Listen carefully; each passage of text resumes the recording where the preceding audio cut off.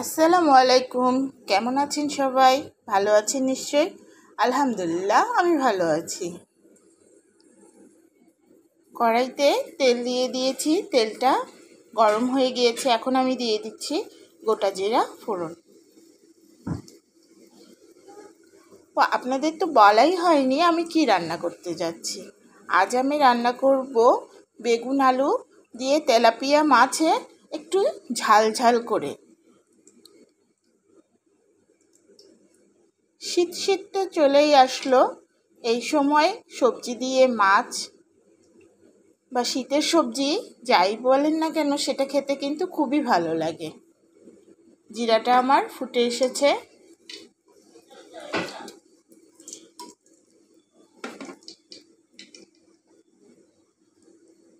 এখন আমি দিয়ে দিচ্ছি কিছুটা কোচানো পেঁয়াজ।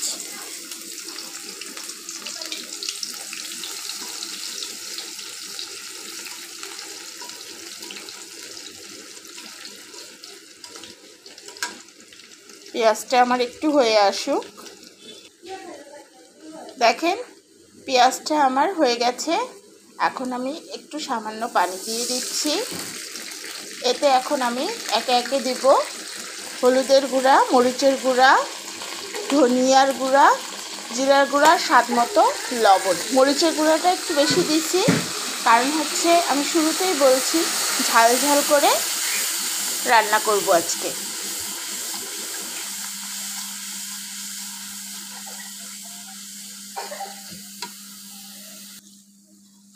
দেখেন মশলাটা আমার কষানো হয়ে গেছে, কি চমৎকার একটি কালার এসেছে।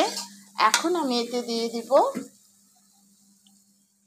বেগুন আর আলুগুলো আমি তেলে একটু ভেজে নিয়েছি। আলতো হাতে মশলার সাথে একটু মাখিয়ে দিচ্ছি।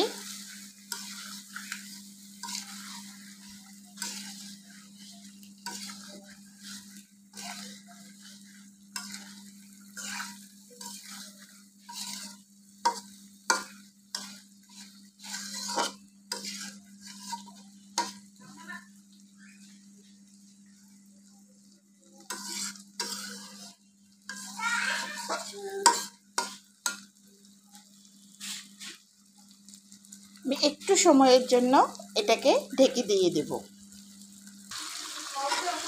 এই দেখেন ঢাকনাটা খুলে আমি দেখে নিলাম, কি চমৎকার একটি কালার এসেছে। আলতো হাতে একটু নেড়েও নিচ্ছি। যদিও শীতের সবজি ভেজে নেওয়ার প্রয়োজন হয় না, এমনিতেই প্রচুর স্বাদ, তারপরেও আমি একটু ভেজে নিলাম, এতেও কিন্তু খেতে খারাপ লাগবে না। এখন আমি দিয়ে দিব ঝোলের জন্য পানি। যেহেতু বেগুন আলুগুলো আমার ভাজা আছে, সেদ্ধ হতেও খুব বেশি সময় লাগবে না। আর আমি খুব একটা যে ঝোল করব তাও কিন্তু না।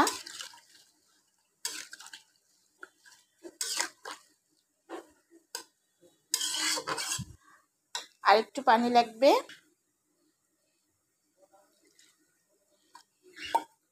ঝোলটা ফুটে এলেই আমি ভেজে রাখা মাছগুলো দিয়ে দিব।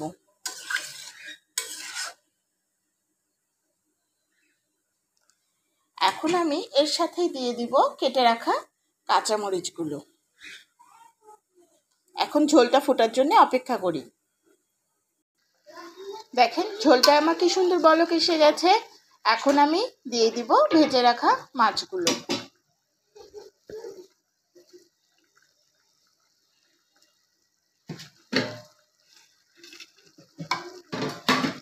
এই রান্নাটা করতে খুব বেশি সময় লাগলো না, কিন্তু সময় লাগলো না বললে তো হবে না, সব কিছু মিলে সময় কিন্তু লেগেই গেল। যাই রান্না করেন না কেন রান্নার পেছনে সময় লেগেই যায়।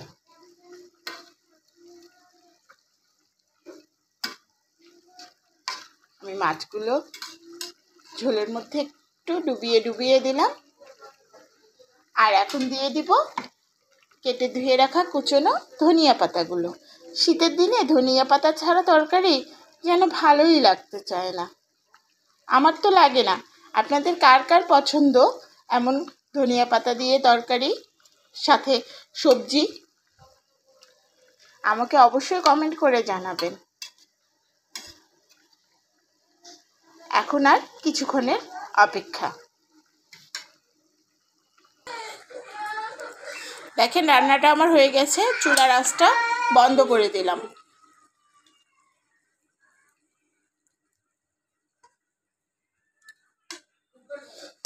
আপনাদের একটা জিনিস দেখাতে আমি ভুলে গিয়েছি, আমি উপর দিয়ে একটু হালকা ভাজা জিরার গুঁড়া ছড়িয়ে দিয়েছি।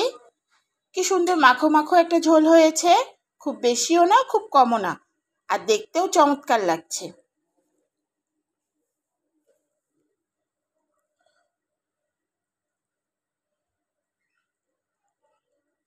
কে কে এইভাবে মাছ দিয়ে সবজি দিয়ে খেতে পছন্দ করেন আমাকে অবশ্যই কমেন্ট করে জানাবেন। আর আমার রান্নাটা আপনাদের কেমন লাগলো সেটা জানাতে ভুলবেন না কিন্তু। শীতের সবজি দিয়ে যাই রান্না করা হোক না কেন তাই খেতেই খুব ভালো লাগে, আমার তো লাগে, আপনাদেরও নিশ্চয়ই ভালো লাগে।